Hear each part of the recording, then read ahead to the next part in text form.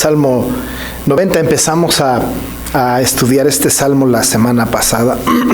Comentaba que este domingo íbamos a continuar con el análisis de este maravilloso salmo número 90. Establecimos desde el domingo pasado el contexto del salmo. Ustedes lo pueden recordar, los que estuvieron el domingo pasado pueden recordar con atención el antecedente histórico contextual de este salmo maravilloso. Nosotros sabemos que la mayoría de los salmos son salmos inspirados por el Espíritu Santo. No hay duda que justo el autor de no solamente los salmos, sino de toda la Biblia es el Espíritu Santo, que inspiró a hombres y a mujeres para redactar, para escribir, y les dio justo este soplo, esta inspiración maravillosa para que fueran escritos estos libros, estos salmos en lo particular. Independientemente de que nosotros reconocemos que la mayoría de los salmos son escritos por David, la mayoría de ellos, también es cierto que podemos distinguir algunos salmos no escritos por David, a veces por una agrupación, a veces por una persona, quizá también por Asaf, por algunos otros, pero nosotros tenemos algunos salmos, algunos incluso que no sabemos quién los escribe, pero que sí sabemos que fueron escritos en una era monárquica o quizá una época anterior a la monarquía, todos más o menos en ese periodo, pero hay algunos salmos, dos en particular, que también sabemos que fueron escritos por Moisés. No tenemos nosotros como teníamos como idea acerca de que Moisés fuera salmista, poeta, músico, pero sí, no hay duda que al leer este salmo y además estudiar un poco, leer lo que dice este salmo en la inscripción inicial, tenemos la orientación de parte del escritor acerca de que es una oración de Moisés. Ya dijimos nosotros la semana pasada que este salmo no es un salmo como normalmente lo usamos casi para los cumpleaños, o lo usamos este salmo para cuando termina un año y empieza el otro. Nos gusta mucho el primer versículo cuando nosotros lo leemos, como que lo tenemos muy a la mano. De algunos salmos aprendemos versículos aislados, pero normalmente los descontextualizamos de la totalidad del salmo y de la totalidad del contexto.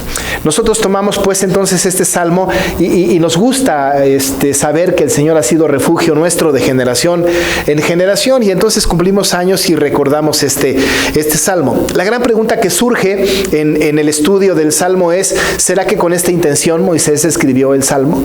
¿Será que Moisés estaba pensando en los años que va cumpliendo día con día alguna persona, él mismo, el pueblo, y entonces él da un poco el mensaje como para que pueda ser utilizado en los cumpleaños, en los aniversarios, en alguna festividad de esta naturaleza?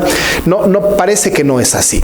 Por supuesto que nos alimenta, es verdad, es cierto que cuando nosotros celebramos un cumpleaños, es verdad que pensamos que el Señor ha sido bueno para con nosotros, y no nos viene mal saber que ha sido refugio de generación en generación, pero no es el espíritu de este salmo, no viene como una festividad, no viene como un salmo alegre. Nosotros también tenemos en este salmo otros versículos que son muy, muy reiterativos, muy repetidos por nosotros, como el saber que la edad de nosotros son 70, pero si en los más robustos 80, y con todos son carga y trabajo.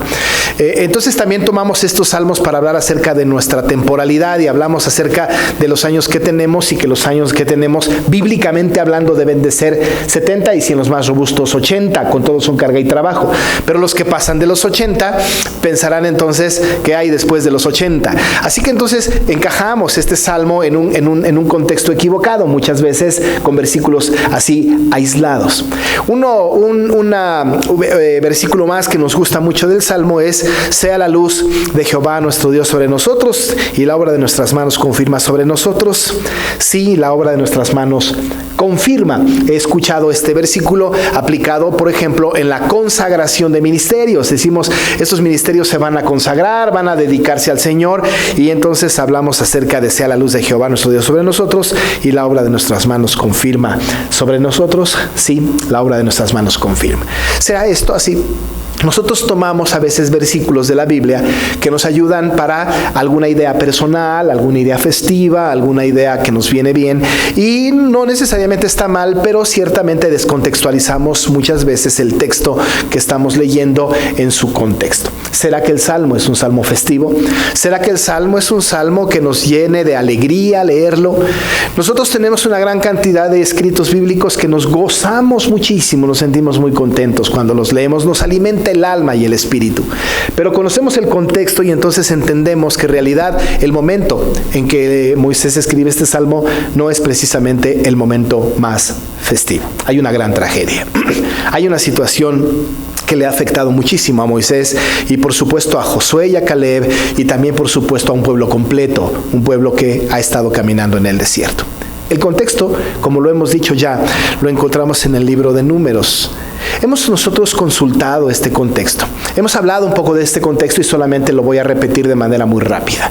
Nosotros sabemos que el pueblo de Israel ha salido de Egipto siendo esclavo y que se ha ido a vivir en una libertad que no sabe cómo vivir.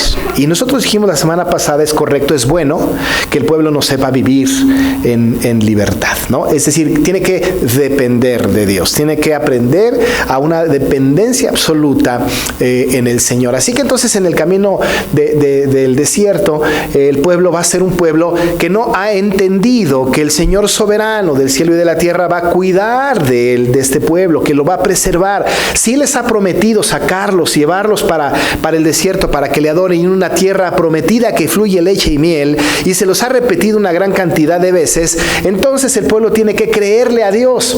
Eso es difícil, pero el pueblo sale de Egipto con esta consigna de caminar, que por cierto no saben la ruta que van a seguir, pero lo que sí tienen por cierto es que al final de esta ruta, tarde lo que tarde, que tampoco sabían cuánto iba a durar y que tampoco pensaron que iba a ser en línea recta o no, porque iban a estar dando vueltas en el desierto, ellos saben el destino final, y el destino final es la tierra prometida. Si no fuera cierto, no sería tan prometida la tierra. Así que cuando desde el primer punto tenemos nosotros que la tierra es prometida y además la promesa está hecha por Dios, entonces debe ser cierto que nos va a dirigir hacia una tierra prometida. La veracidad de Dios no está en juego. La veracidad de Dios está implicada en esta promesa. ¿Pero qué cree? El pueblo lo duda.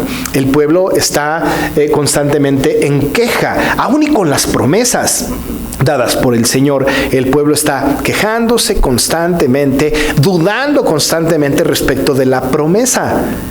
Muchas veces el pueblo le dijo a Moisés, seguramente vamos a morir aquí, que no había tumbas en Egipto para que muriéramos allá, que no teníamos alimento allá, seguramente nos sacaste para morirnos. Incluso quisieron levantar caudillos, otros caudillos que les dijeran militarmente más preparados o qué sé yo. El pueblo dudaba de la promesa del Señor. ¿Cuál habría sido la correcta actitud del pueblo? Es decir, Señor, tú prometiste esto, lo vas a cumplir de todas formas, lo vas a cumplir porque es tu promesa. Pero el pueblo dudó. No bien habían salido de Egipto, cuando cruzaron el Mar Rojo, estaban pasando por el Sinaí, cuando se acercaron a la tierra prometida, a Canaán. Y bueno, Moisés nombra príncipes, ¿no? 12 príncipes del pueblo, para que la gente más importante del pueblo de Israel, uno por cada tribu del pueblo de Israel, y los va a mandar como espías. Ya dijimos esto un poco la semana pasada, y los va a mandar a la tierra prometida. Conocemos la historia. Van a llegar estos 12 allá y van a pasar algunos 40 días ahí en la tierra prometida. Van a traer frutos, racimos de uvas, pero van a indagar un poco cómo está el asunto de la tierra prometida y se darán cuenta que es próspera, que es como se había dicho, como presumiblemente estaba esta tierra. Y van a regresar, nosotros pensaríamos, para animar al pueblo y decirle, vamos, ya estamos ahí, no vamos a pasar mucho tiempo más en el desierto, llegaremos a la tierra prometida. Pero lejos de esto, 10 de aquellos espías llegaron con noticias desalentadoras. Dijeron, no va a ser posible. Nosotros somos como langostas, allá hay gigantes, los hijos de Anac, allá hay gente gente que está armada, gente militarmente preparada. No va a funcionar, nos van a aniquilar, nos van a acabar, nos van a comer como langostas. Y entonces empiezan a asustar al pueblo y el pueblo se asusta. Por ahí están Josué y Caleb, que le dicen al pueblo: no, vayamos, el Señor ha prometido esto, vamos y tomemos esta tierra. Lo único que tenemos que hacer es tomar posesión de la tierra. Y el pueblo incluso hasta quiere matar a Josué y a Caleb por semejante arrojo de fe, y los quieren acabar. Eso le pasa a los hombres de fe que quieren tener la confianza en las promesas del Señor. Pero bueno, el pueblo decide no creer más en lo que dice Moisés. Quieren levantar a otro caudillo, atacan a Josué, a Caleb, al punto que se empiezan a quejar y le empiezan a decir a Moisés: ojalá muriéramos en el desierto, ojalá muriéramos. Y el Señor está escuchando eso, porque nosotros sabemos que el Señor es soberano, y el Señor les dice: quieren morir en el desierto, entonces morirán en el desierto. Por cada día de estancia de los espías en Egipto será un año en su caminar por el desierto. Y entonces el Señor da una condena de 40 años en el desierto. Más, ya estaban cerca, estaban para cruzar, estaban para llegar a la tierra prometida, pero ahora por su incredulidad, por su necedad, el Señor les dice: entonces van a estar 40 años rondando en el desierto. Pero no solo esto, algo va a suceder en los 40 años. En esos 40 años algo va a suceder que es tragedia, algo va a suceder que no es agradable, algo va a suceder que va a llamar la atención de Moisés, y que va a ser el producto, o va a ser la razón por la cual él va a escribir este salmo maravilloso, que lejos de ser tan festivo está lleno de tristeza. Pero este mensaje que el Señor le da a Moisés es: van a estar 40 años, pero todo varón de 20 años en adelante que salió de Egipto va a perecer en el desierto. Ahora, ellos habían dicho que sus hijos iban a perecer, pero todos los niños que estaban naciendo en el desierto son los que van a tomar posesión de la tierra prometida. Es una sentencia bastante fuerte. Todos los que habían salido de Egipto no entrarían, salvo aquellos niños que estaban naciendo en la esclavitud, en la libertad del desierto. Estos sí van a entrar. Así que hubo una condena terrible. Dios había dicho: van a morir todos. Van a morir todos los que son de 20 años en adelante en el desierto. Por supuesto que nosotros pensaríamos que Dios tan injusto, ¿no? Porque pues les hubiera dado otra oportunidad, pero déjenme decirles que el pueblo ha tenido una tras otra de las oportunidades. Y es tiempo de que el Señor muestre su soberanía, su poder, y que también el pueblo entienda que con el Señor no se puede jugar, y que las promesas hechas por el Señor se van a cumplir, porque sus promesas son siempre sí y amén. Son veraces. No hay promesa del Señor que no se cumpla. Dios no necesita ayuda de nadie para cumplir con sus promesas. Así es que el pueblo necio, Dios les había dado esta sentencia: 40 años. ¿Pero qué van a pasar en esos 40 años? Van a rondar en el desierto, van a dar vueltas, van a estar regresando al mismo lugar constantemente, van a estar acampando en diferentes lados, van a ser probados por el Señor, pero una característica importante: van a morir en el desierto. Cualquier otra noticia hubiese sido buena. Si le hubiese dicho Dios a Moisés: mira, Moisés, vas a estar 40 años en el desierto y vas a madurar y van a entender, les voy a hacer entender las verdades espirituales profundas y les voy a dar esa oportunidad y todos entrarán a la tierra prometida porque todos salieron de Egipto, hubiese sido una noticia distinta. Pero la noticia que tenían era que iban a perecer en el desierto. Una sentencia de muerte. Una sentencia de muerte. Un comentarista dice: es como si a una persona le dijeran: vas preso a la cárcel por 40 años y no vas a salir vivo. En esos 40 años vas a morir. ¿Qué esperanzas de vida entonces? ¿Qué esperanzas de una libertad quizá prometida y no cumplida? ¿Qué esperanzas? Pero el pueblo sabe esto. Las personas mayores de 20 años han de perecer. Entonces Moisés, con su corazón estrujado, adolorido, con ese corazón que él tenía para con el Señor, con ese anhelo de Moisés de dirigir al pueblo a la tierra prometida, ¿cómo habrá sentido Moisés? ¿Qué habrá pasado por la mente de Moisés cuando se entera de que este pueblo que sacó de Egipto no iba a llegar a la tierra prometida? Pudo haber pensado muchas cosas. Mi plan frustrado. Dios no está cumpliendo su promesa que me hizo. Pero Moisés tiene una reacción distinta.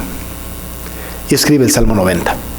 Y por cierto, también en ese mismo impulso escribe también el Salmo 91. Pero el Salmo 90 lo escribe. Y tiene una certeza absoluta. La certeza absoluta es que de todas maneras, con muchos o con pocos, el Señor va a cumplir su promesa. Una de las cosas importantes en la teología bíblica del Antiguo Testamento es que el Señor ha prometido cuidar de un remanente. La historia del remanente o la teología del remanente es tan importante porque el Señor ha preservado siempre un grupo pequeño, y siempre un grupo pequeño que va a ser preservado por el Señor hasta el final de los tiempos. Un remanente, personas fieles al Señor. Recordamos el remanente en diferentes partes de la Escritura. Pensamos en un remanente, por ejemplo, cuando Elías va al Monte Carmelo a pelear contra los sacerdotes de Baal y de Acera. Podemos nosotros recordar que Elías le ha dicho al Señor, es que estoy solo yo he quedado. Y el Señor le tiene que decir, de ninguna manera. Hay otros 50 que no han doblado sus rodillas. Hay personas que no han doblado las rodillas ante Baal. No está solo. Dios cuida su remanente. Siempre tiene un remanente. Mucha gente se mantiene infiel. Mucha gente duda. Mucha gente cae en el camino. Pero siempre hay un remanente. Y ese remanente son Josué, Caleb y su familia, y todos los que van a nacer en el desierto, que no salieron de Egipto, son los que van a entrar a la tierra prometida. Moisés en ese momento todavía no lo sabe, pero el Señor pronto, en algún momento, le va a decir que él tampoco entrará a la tierra prometida. Por un pecado, por una indisciplina de Moisés. Pero entonces en este momento histórico de la vida de Moisés y del pueblo, cuando el pueblo entonces ha recibido que va a estar 40 años en el desierto y que van a morir ahí, entonces Moisés escribe este maravilloso salmo. Y entonces él sabe perfectamente bien de que el Señor cumplirá como quiera su promesa. Y además recuerda el pasado. Y puede recordar el pasado y puede recordar la era patriarcal de allá de Abraham, Isaac y Jacob. Y sabe que Abraham, Isaac y Jacob fueron nómadas. Pero que como quiera que sea, el Señor ha preservado a ese pueblo y sus promesas. Porque Dios hizo pacto, hizo promesa con Abraham, hizo pacto, hizo promesa con Isaac, hizo pacto, hizo promesa con Jacob, y ahora estaba haciendo este pacto y esta promesa con Moisés. De tal manera entonces que Moisés, pensando en esto, dice con toda libertad y conciencia del pacto de Dios y de las promesas de Dios, y pensando en su pasado y pensando en su presente: Señor, tú nos has sido refugio de generación en generación. No hay duda de que seguirá siendo refugio para nosotros de generación en generación. Habla a Dios como su creador cuando le dice al Señor, antes que naciesen los montes y formases la tierra y el mundo, desde el siglo y hasta el siglo tú eres Dios. Desde el principio de la eternidad anterior hasta la eternidad futura, desde el principio de todas las cosas, tú eres Dios. Por eso puede ser refugio nuestro de generación en generación. Es el Dios de la creación, es el Dios de la eternidad, es el Dios del refugio. Y entonces Moisés empieza escribiendo este salmo a partir de su convicción de que el Señor permanecerá fiel a su pacto y a su promesa. Como quiera que sea, Moisés reflexiona sobre lo que acaba de suceder. Y entonces nosotros hemos escuchado este salmo, incluso algunas Biblias tienen ahí la eternidad de Dios y la transitoriedad del hombre. Y entonces pensamos en las temporalidades, y pensamos en los tiempos y en los momentos. Para nosotros el tiempo es limitado, para nosotros el tiempo es absoluto, no es de ninguna manera relativo. Nosotros tenemos los tiempos y medimos nuestros años y nuestros días con tiempo, ¿no es cierto? Decimos nosotros que tenemos días, horas, minutos, segundos. Luego le sumamos y tenemos terminologías de nuestros tiempos y hablamos también de semanas, quincenas, meses.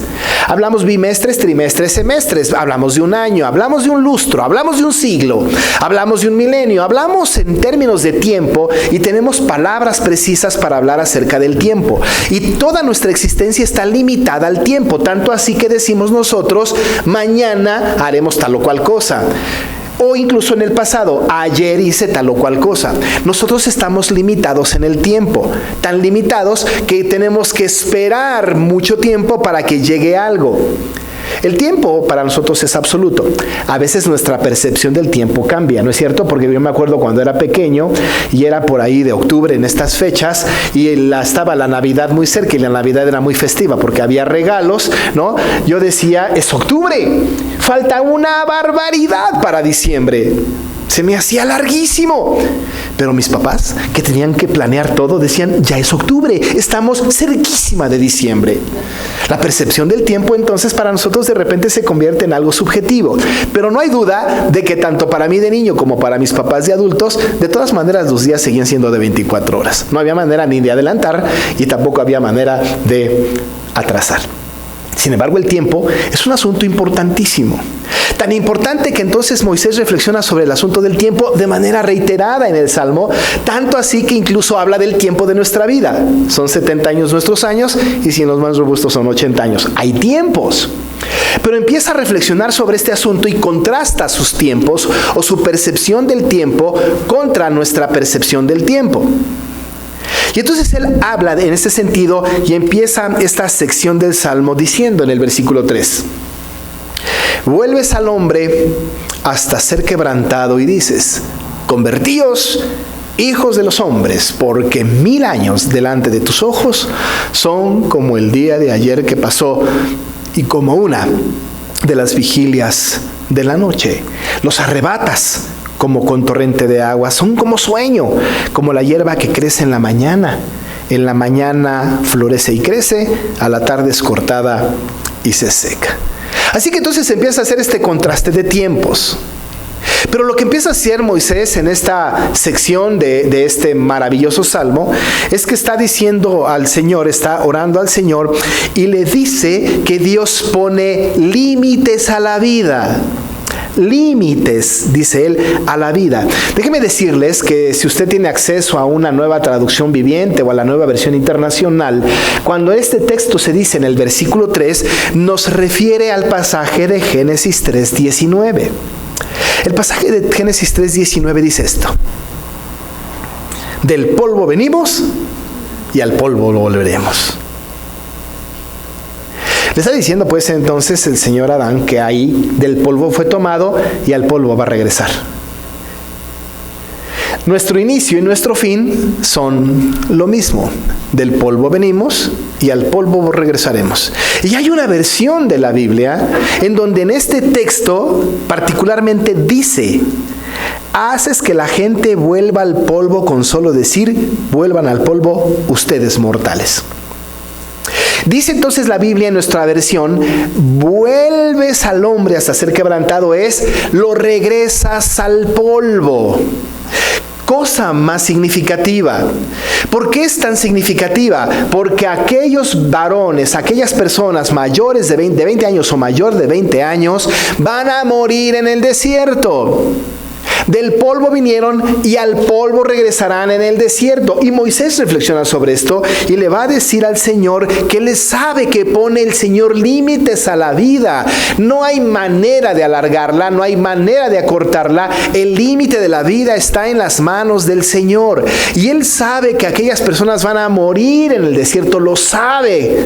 Porque el Señor lo ha dicho, vuelves al hombre, dice, hasta ser quebrantado, lo vuelves al polvo, del polvo vino y al polvo lo regresas. Y dices, convertíos, hijos de los hombres. Este versículo, o esta sección del versículo, tiene dos implicaciones. Una es, por supuesto, el llamado a las personas para el arrepentimiento. Pero por otro lado, también tiene que ver con esta sentencia de que van a volver justamente a ese polvo de donde han venido. Y por eso la urgencia. Hay necesidad del arrepentimiento. Hay necesidad de volverse al Señor. Hay necesidad de convertirse al Señor. Por supuesto, aquellos tienen la oportunidad de volver al Señor. No van a entrar a la tierra prometida. Morirán en el desierto, pero no hay duda. No hay duda. Si alguno de ellos pide perdón y se arrepiente, el Señor, por supuesto, los lleva en gloria. Pero morirán en el desierto. Dice el salmista entonces, vuelves al hombre hasta ser quebrantado y dices, convertíos hijos de los hombres. Esto fue una realidad para Moisés. Dicen los comentaristas que en el tiempo de 40 años, con la cantidad de gente que murió en el desierto, debieron haber muerto al día cerca de 50 o 55 personas. ¿Se imagina nada más estar oficiando 55 funerales diarios? Estar presenciando 50 o 55 muertes todos los días. Solamente en una ocasión murieron 3,000. ¿Recordarán ustedes cuando Moisés subió al monte para recibir las tablas de la ley y se estaba tardando? Entonces pensaron y hablaron el pueblo con Aarón para que les construyera un becerro de oro para adorar. Estaban en franca rebeldía. Cuando bajó Moisés estaba totalmente airado por semejante circunstancia. Y lo que dice la Biblia en Éxodo 32, 25 a 28 es esto: y viendo Moisés que el pueblo estaba desenfrenado porque Aarón lo había permitido para vergüenza entre sus enemigos, se puso Moisés a la puerta del campamento y dijo: ¿quién está por Jehová? Júntense conmigo, dijo Moisés. Y se juntaron con él todos los hijos de Leví. Y él les dijo: así ha dicho Jehová, el Dios de Israel: poned cada uno su espada sobre su muslo, pasad y volved de puerta en puerta por el campamento y matad cada uno a su hermano y a su amigo y a su pariente. Y los hijos de Leví hicieron conforme al dicho de Moisés y cayeron del pueblo en aquel día como 3,000 hombres. Moisés fue testigo de semejante devastación. Moisés fue testigo de hombres tragados por la tierra. Moisés fue testigo de batallas perdidas y multitud de personas muriendo en el desierto. El desierto está lleno del polvo de los muertos de Egipto, que salieron de Egipto y que estuvieron allí en el Éxodo. Volvieron hasta ser quebrantados. Por supuesto, entonces nosotros pensamos este salmo no es tan festivo, porque está justamente hablando de esta condena del Señor en los 40 años que estaban en el desierto y que iban a morir en ese desierto. Pero la segunda cosa que notamos y que es importante notar en este asunto es que Dios no está sujeto al tiempo, como lo hemos dicho. No está. Dice la palabra: porque 1000 años delante de tus ojos son como el día de ayer que pasó y como una de las vigilias de la noche. Para el Señor, 1000 años son como el día de ayer que pasó. El Señor no está limitado al tiempo. Una verdad absoluta bíblica, y lo que dice este texto y también lo que dicen otros textos como 2 de Pedro 3:8, es que no está limitado el Señor por el tiempo. El Señor no está sujeto al tiempo. Para Él es lo mismo ayer, hoy y mañana. El Señor no está limitado y no está pensando, no sé qué va a pasar mañana. El Señor no está pensando en cómo actuará mañana a partir de las circunstancias del mundo. El Señor ya sabe lo que va a pasar mañana y ya actuó de lo que va a pasar mañana.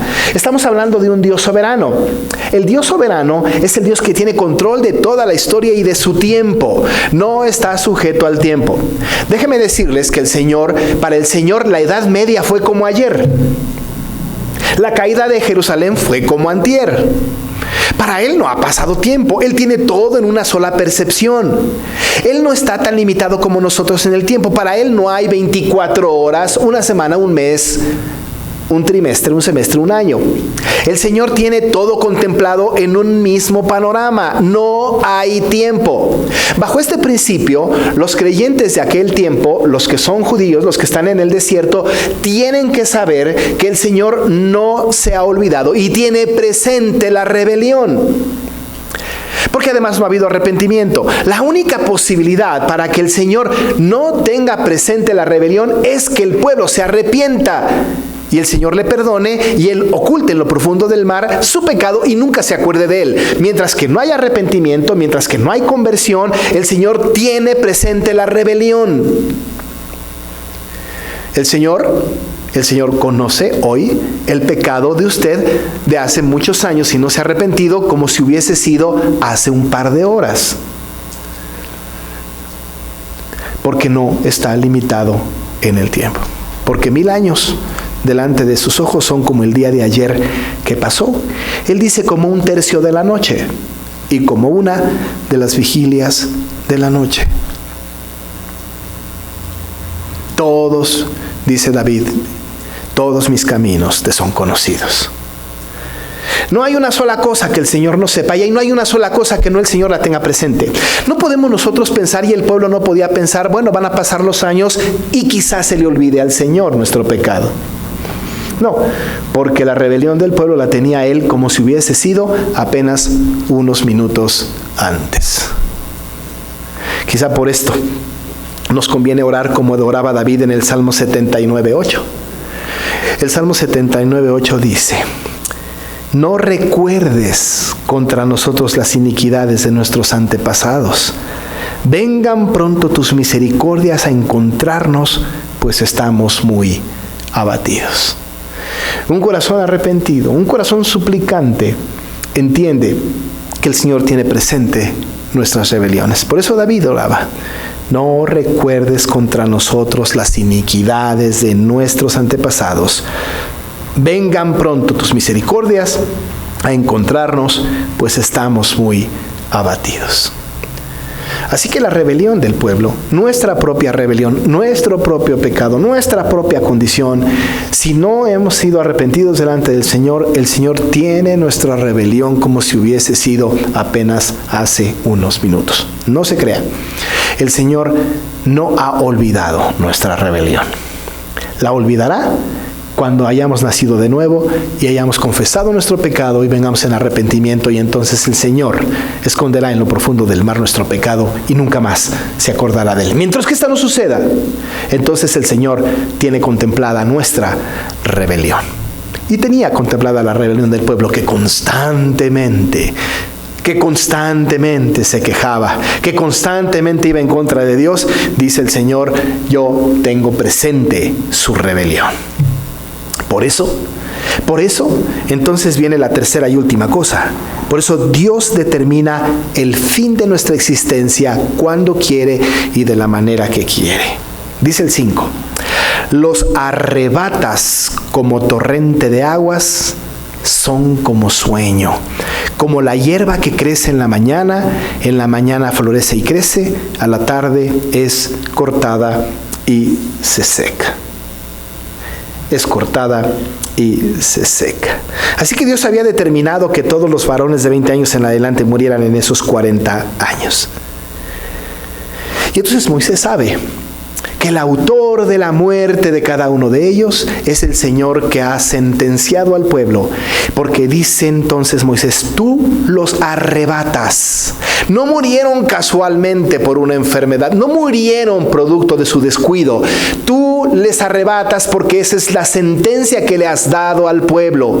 Dado que tu temporalidad no es nuestra temporalidad, los arrebatas como con torrentes de aguas, dice él, como un sueño. Los quitas sobre la faz de la tierra.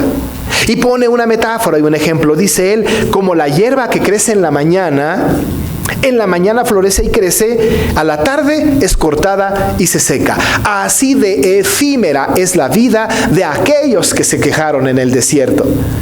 Así de rápida es la vida de aquellos que fueron rebeldes delante de Dios, y que el Señor no se iba a olvidar de su rebelión, y que no se iba a olvidar porque Él no está sujeto en el tiempo. El Señor iba a arrebatar, iba a quitar a todas aquellas personas que habían sido rebeldes delante del Señor. Y luego Moisés reflexiona y confirma: porque con tu furor somos consumidos y con tu ira somos turbados. Pusiste nuestras maldades delante de ti, nuestros hierros a la luz de tu rostro. Por eso,